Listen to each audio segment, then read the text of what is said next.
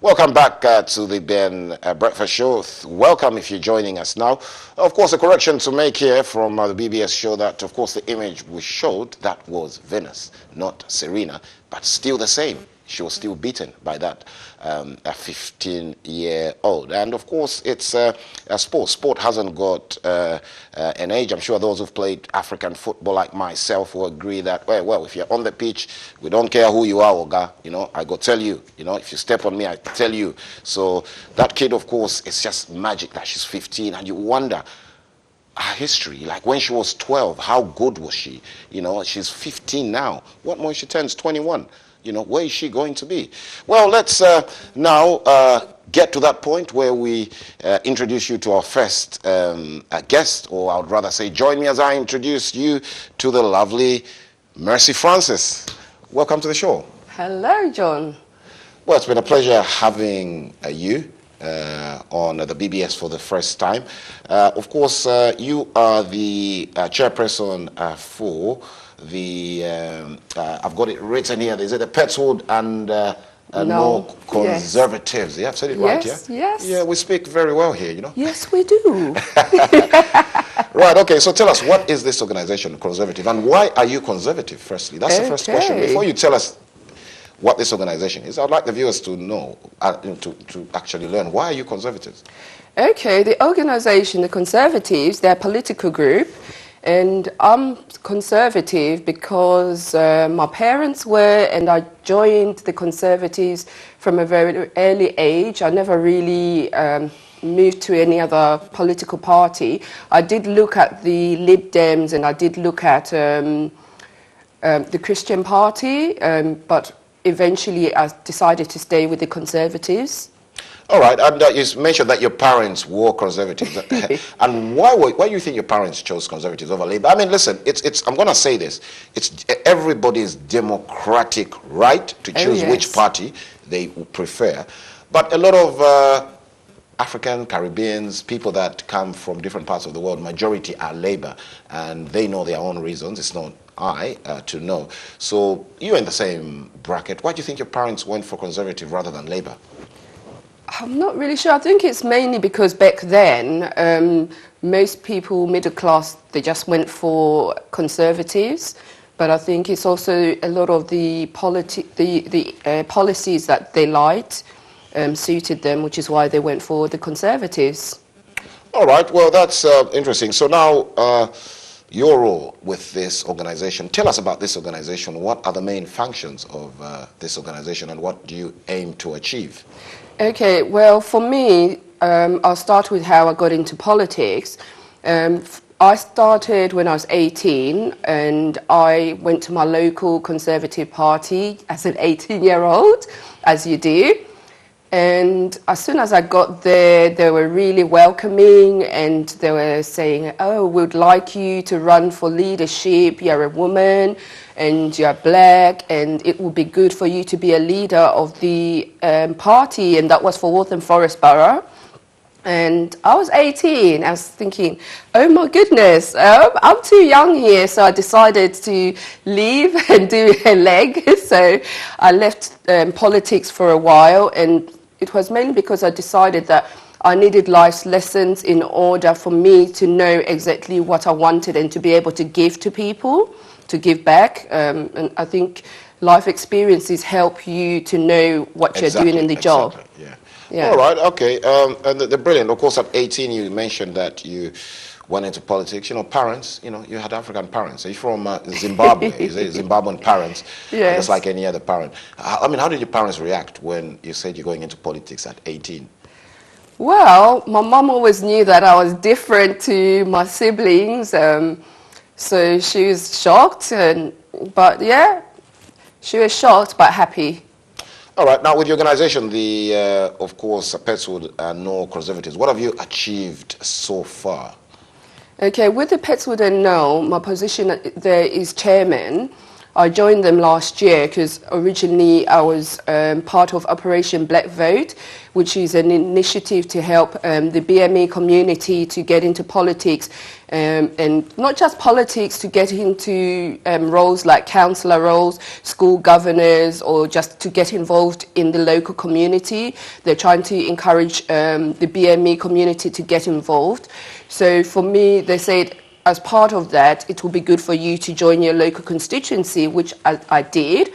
And as soon as I did, they put me forward for councillor to run for Biggin Hill.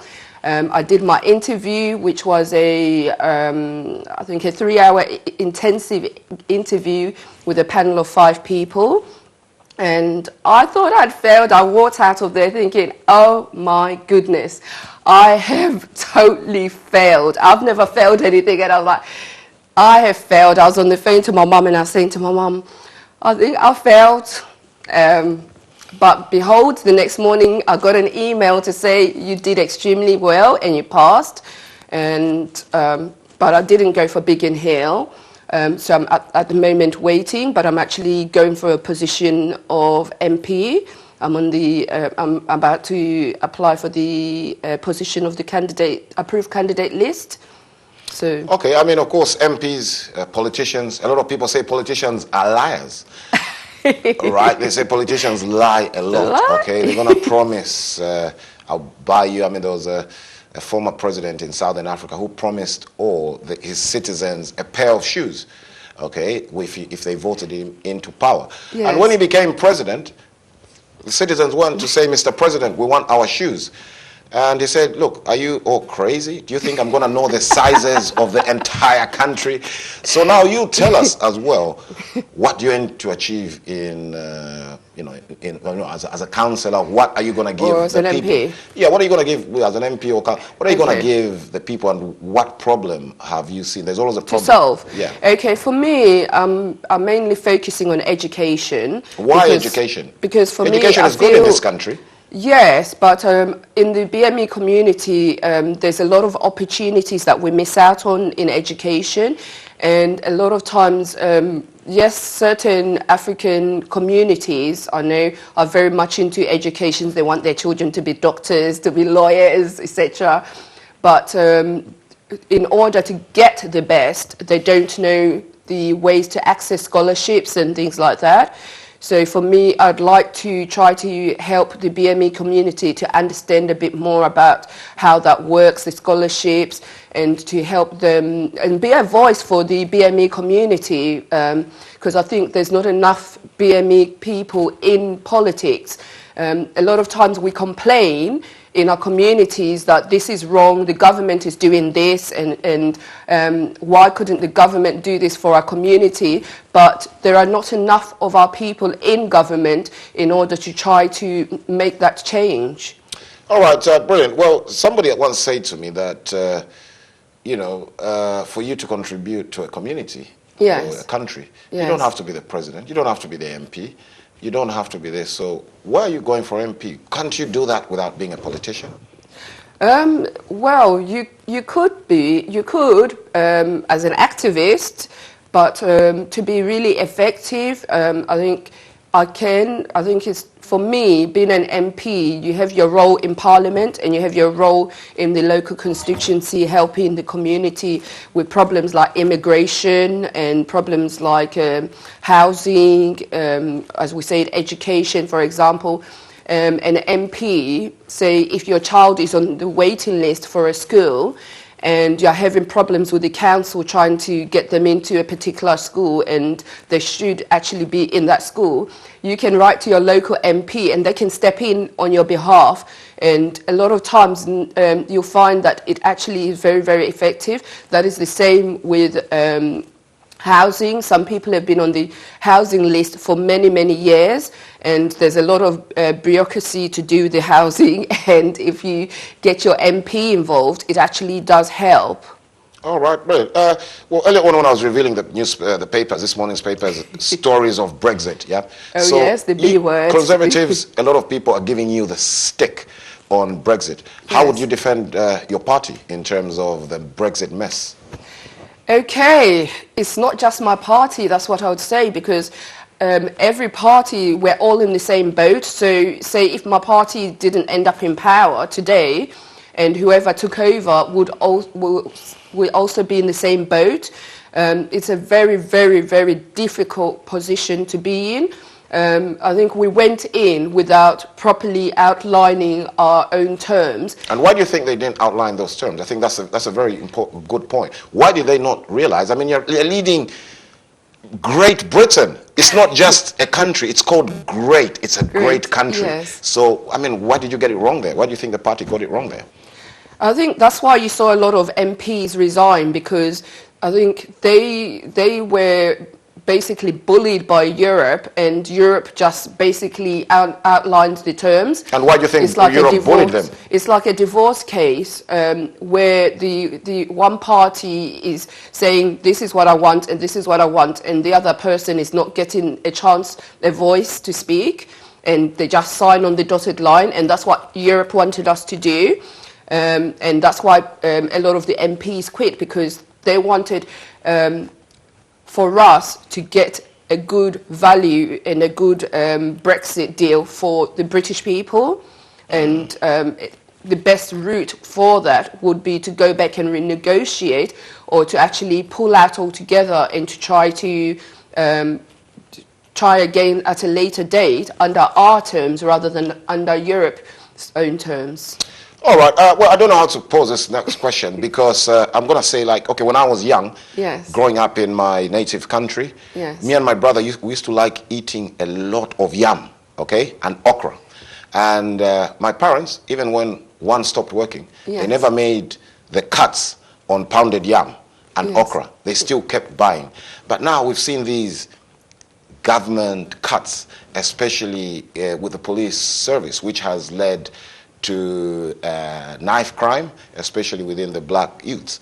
So what do you have to say that's happened in the Conservative? There's a lot of knife crime in the black, among the black youths. And, citizens have said this is due, and Sadiq Khan as well. Last assembly meeting, he said that this is due to the police cuts. So what do you have to say to that? Well, I'm actually representing and helping to promote Sean Bailey's campaign for the 2020 mayoral candidate. And for us, what Sean wants to do is to bring back more police on the beat. And at the moment, we feel that Khan has done a really bad job at tackling the whole issue to do with crime. But he says he hasn't got the police, he hasn't got the manpower. Your party, decides who pays.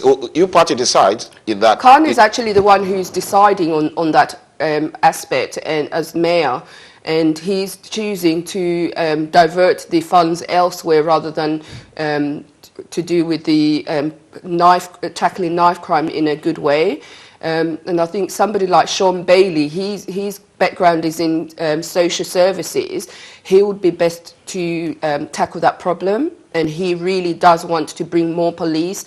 For me, I think the whole issue goes deeper. The whole knife crime issue goes deeper than just young boys out on the streets killing each other. It goes to us as parents. What roles are we playing with our children? A lot of parents are not giving their kids the attention that they need to give them. There needs to be more community centres, because a lot of parents are working, because we know that there's not enough. We need to pay the bills, but there's not childcare, and if you want childcare, it costs quite a lot of money. So if we had facilities like community centres to send the kids to, or some sort of initiatives for parents to be able to look after their kids, I feel that the kids would not get into the knife crime, because a lot of kids do, because they go to gang members and look to them as a new family, because their parents are busy working.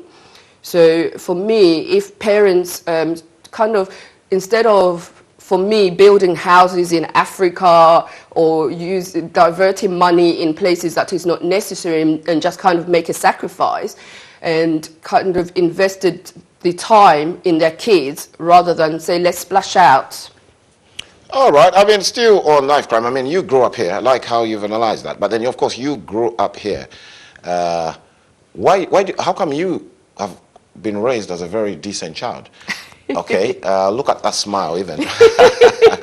So, what do you think your parents did differently? My mum would think that. Yeah. I mean, what do you think your parents did for you not to end up? We've seen so much trouble from both female and male. I mean, what do you think your parents did? What I just said, my mum was a stay-at-home mum until I was old enough to look after my younger brother and she went to work.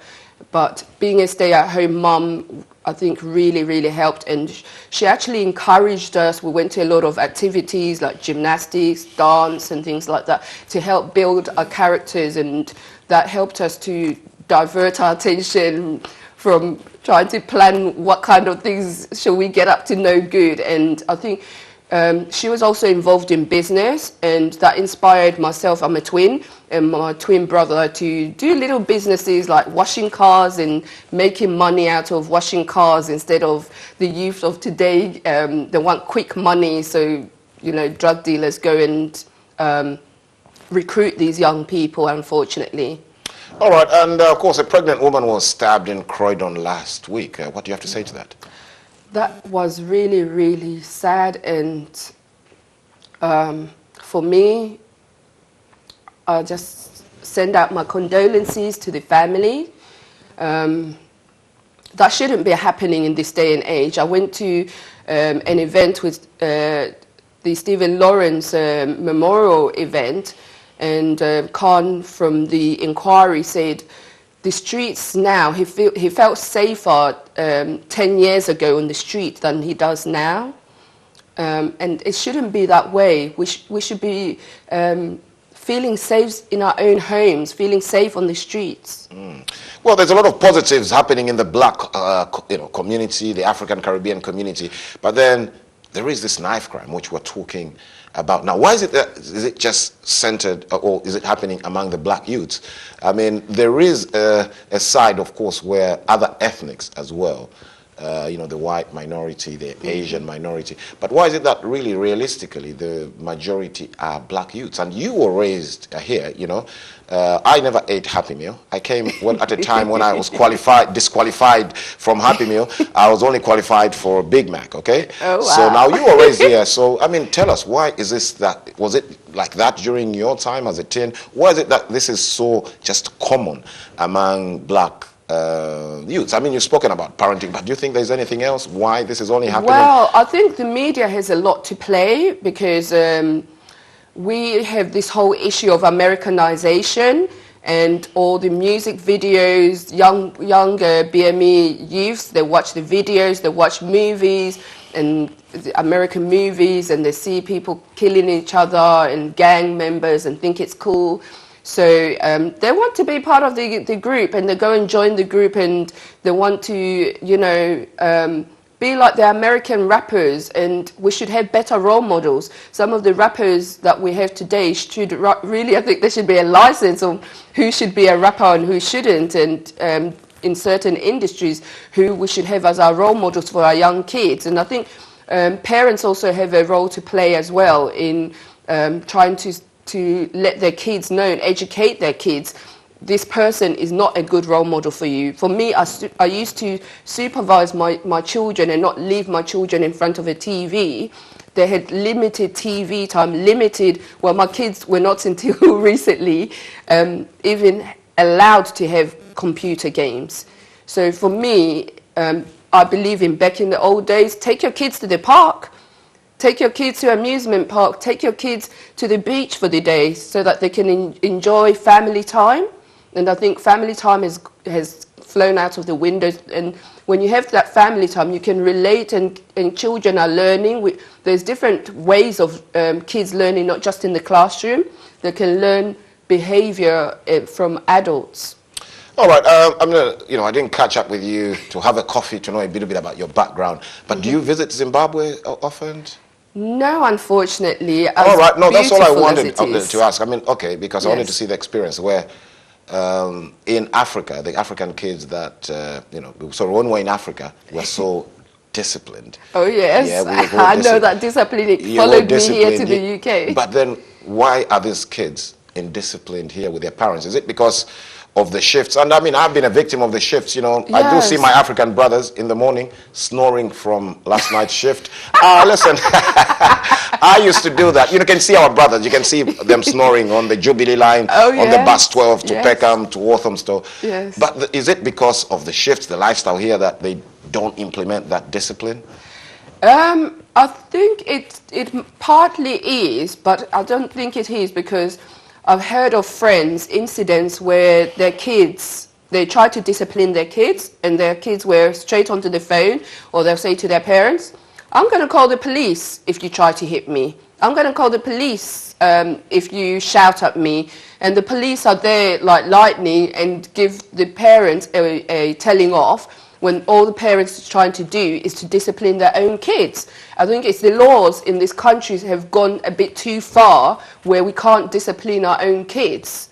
And I think if we had that, yes, we don't want another Victoria Columba case, but there should be some sort of discipline allowed in the home, so that kids can know where to draw the line. Parents should still have that authority to be able to discipline their kids. Okay, brilliant. And of course, there's always the blame game, which we say is reality of life. So, there's, the government, who do we blame? The government, the church, or the mosque? Regarding knife crime, who should play a role? And again, can we blame these three organs? I think we all need to come together, and it shouldn't be just on one person. It should be the parents, the schools, the churches, the government. And if we all pull together, it would help. I mean, as somebody was saying, they threw God out of schools, and that would help. If they had some sort of moral values, if the kids had some sort of moral values, it would help for the kids to have some sort of guideline. I think if kids know everybody's working together to try to make them a better person, then the kids will come out really good. All right, and of course, earlier on you mentioned about changing the laws in this country. And I go back to say, your party is in power, and these laws are existing. So if you become MP, what are you going to lobby for? What are some of the laws you're going to aim to influence for the benefit of the kids? For the benefit of the kids, some of the laws, you've caught me off guard. You're a politician, we will catch you off guard here. I think for me, there's an issue going on at the moment that a lot of parents are quite angry with, and that is putting the power into teachers to educate our kids on issues to do with sex. And I think that power should be given to the parents and not to teachers. There has to be a line that is drawn on what roles teachers play and what roles parents are supposed to play. And I think that's one for me that is a strong issue that I feel strongly about, and what I know a lot of parents in the school playground have been talking about, that they want to be able to have the right to teach their kids what they want to do with sex education, not what the government is saying.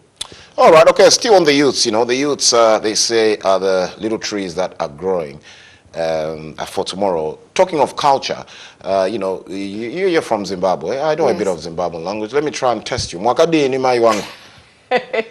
You see, you're not. I'm sure you couldn't. I could probably speak better Shona than yourself. I've seen. Oh my goodness. I've seen the likes of Nigerian kids, Ghanaian kids who are born here, that at least they catch up with their language. Yes. But the majority of African countries, that African people that live here, the kids don't catch up with their language. Whilst the Asians, this kid will be like, in the best Cockney accent, then the next minute he's on the phone to his mom saying, Sonic, something like that. Yes. That's a few words I know in fact.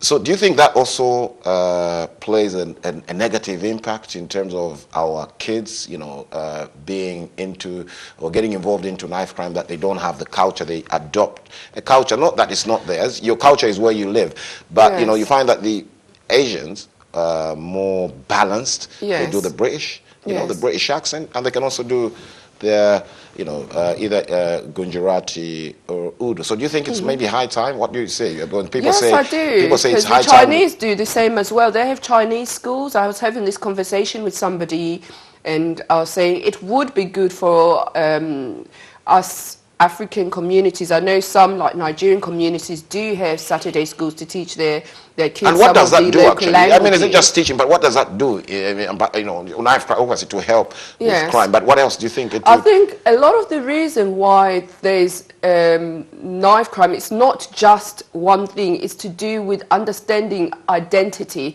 Identity is something I think that plays a big role, because kids don't know their identity and they're trying to find their identity, and you can't blame them. And if we as parents try to teach them their identity, like my kids want to go to Zimbabwe, it would be good for us as parents, when our kids get to certain ages, let's say, okay, we're going to take you home for the whole summer holiday so you can learn your culture, and maybe make it a yearly thing so that the kids can, like you're saying, I know Chinese kids do, and Asian kids do, they go home, for the summer breaks and for long periods, and it does help, and having a lot of cultural events. I'm not sure whether as Africans we have a lot of cultural events, but I know, having gone and having covered events, having covered especially Nigerian events, I noticed there's a lot of absence of kids in a lot of these events, and there should maybe be more events aimed at family-oriented events where kids can learn their culture, they can have... And why do you think there's these absences? These kids are up at Westfield on a Saturday with their jeans up in their knees. I mean, why is there this? Well, I think the parents want to let their hair down and party without the kids.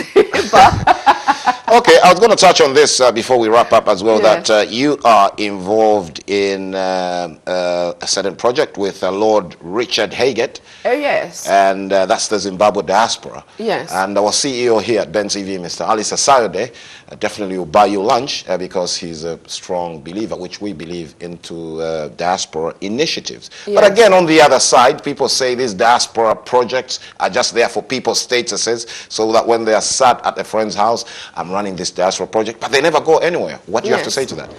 I think from me, I've only just started recently working on that project, and I can actually And what is the project? Tell the viewers. We're trying to encourage people in the diaspora to say Zimbabwe is open for business, and that there are opportunities and various opportunities, and trying to point out those opportunities that are there in Zimbabwe for people to invest in. And what are the opportunities? Well, I might be interested. Okay, I've so far interviewed somebody in the gold industry, and there's opportunities there. There's opportunities in solar business, there's opportunities in construction, there's quite a lot of various opportunities. People can get in touch by going to our Facebook page, there's Zimbabwe Diaspora page, Building Zimbabwe Diaspora page, and can message me on there, and I can let you know what opportunities are available. All right, of course, still on, you just opened another nice tub of warm, Zimbabwe. Yes. What do you make of Zimbabwe today, just as in general, after the demise of the great Robert Gabriel Mugabe? Oh yes, they're great. Well, I think when early days we've just had a change of government. Well, some might argue, but we've had a change of leader, certainly, and things are beginning to change, but I think before we see changes and we can say whether he's actually been effective in his job, I think we need to give the men a chance. But I think for me, just the fact that we've had a change from Mugabe, who was holding on to power, is a good thing. And over the weekend, we had the Zimbabwean team here in London win. For me, that's a sign that there's a bright future for Zimbabwe. It was known before as the bread basket of Africa. And I believe it still can be the breadbasket of Africa. And I think myself as a Zimbabwean and Zimbabweans back home, Zimbabweans here in the UK, need to believe that, yes, we can make Zimbabwe great again. Okay, and you just said let's give His Excellency Emmerson Mnangagwa a chance. But why should Zimbabweans give him a chance when they're suffering? By that I mean we can have the next president, Mercy Francis of Zimbabwe. Yes. She's also going to say, give me a chance. So why should we be giving these politicians a chance? Okay, if we look at even this country, our economy is getting better. Some years ago we were in recession, and things take time. It's taking time for us to get to where we are economically. It takes time for change to happen. If you plant a seed in the ground, you don't see it underground. It takes time before it germinates, before it comes out of the ground, before it starts flourishing, before it starts giving off fruit. So for me, we need to give it time to germinate, time to see the fruits that are there, that are coming out. And at the moment, the Western world are interested in bringing us back into what do you call it? The African trade, yeah. Yeah. So I think for us, that would actually be a step forward in helping us get to where we want to get to. But do you think Zimbabwe needs, or Africa, we just need the Western world?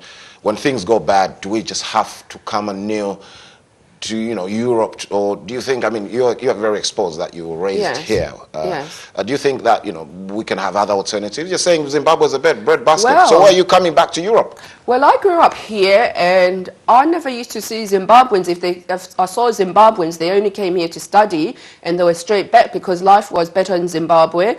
And I think Zimbabweans are good at maintaining themselves. They are good at a lot of things, and I think it's a matter of leadership. If you have a good leader, then Zimbabwe can be a country that can, grow on its own.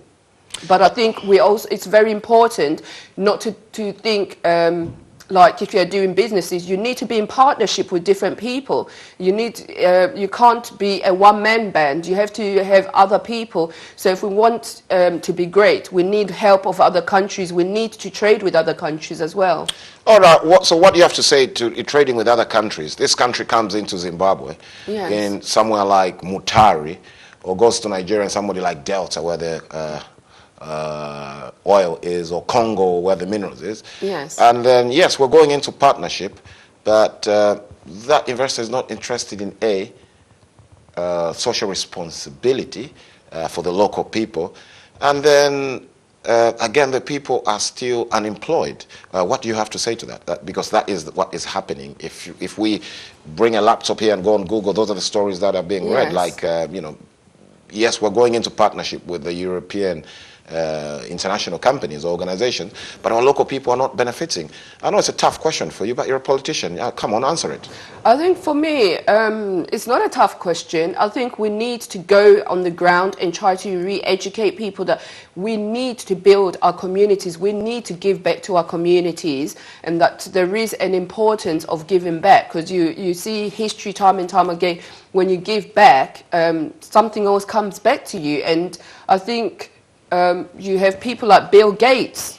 They invest a lot. The reason I think they're doing well is they give a lot. They give a lot to Africa. So and to the community. Even Oprah, she gives to South Africa schools and invest in the communities. So I think for me, that's part, even with this project I'm trying to encourage people, look, don't just go and build a house in Zimbabwe. Go and do something in the community that will benefit the community that you're building that house in. You've spoken about building houses. Have you built one yourself in Zimbabwe yet? No, because I'm a great believer I'm in the UK. If I'm going to build a house in Zimbabwe, I must live in it. I can't live in two houses. I can't, I'm not God. So I'm not here and I can be in Zimbabwe and in England at the same time. So I'd rather invest build my house in the UK where I know I'm going to live, than to build a house in Zimbabwe. And just for the sake, I tell my friends, oh, I've got a house in Zimbabwe. Yes, let me show you the picture. Do you like it? It's quite impressive, isn't it? It's my Facebook page, isn't it? So yes, I think we can do something better with our money than to build houses that we never live in. There's a lot of projects, people who go out to Africa to help orphans and to open schools, and a lot of shortages. It's unfortunate. A lot of students are suffering, and who are very, very good students because they don't have enough money. If you have surplus money, why not sponsor a child? Find a reputable organization where you could sponsor a child's education. I think that would be more rewarding and more fulfilling than building a house that you'll never live in, and that you might send the money there and but why do you think people want to build houses? Sorry? Why do you think people aim? I mean, there's nothing wrong with building a house, but No, then I've heard stories where there isn't. If somebody you intend to go back and retire, or you want to have your family live there, there's nothing wrong with that. Okay, let's wrap up on a lighter note now. A little bit about yourself. How do you spend your free time? Busy politician. How do you spend your free time? Your relaxed time. You looked this lady when I met before coming to the studio. You're serious. Life is about development. So tell us how you relax. Okay, I'm a strong believer in working hard and playing hard. So for me, I enjoy eating and I enjoy dancing. What food do you like? African or European or other? African. What type of African food? Specifically Nigerian. Okay, which Nigerian food? Nigerian have got a recipe. Oh my God, I love their buffets. I like pounded yam and a goosey soup. Can you cook it? Yes, I can. And do your kids enjoy it? Oh yes, although they're more into jollof rice. Okay. Yeah. Great. Okay. Now, wrapping up finally, what do you have in the pipeline? As Tommy Badejoko, who's not here today, celebrating her birthday, would say, what do you have in the pipeline looking in the future? In what sense, sorry?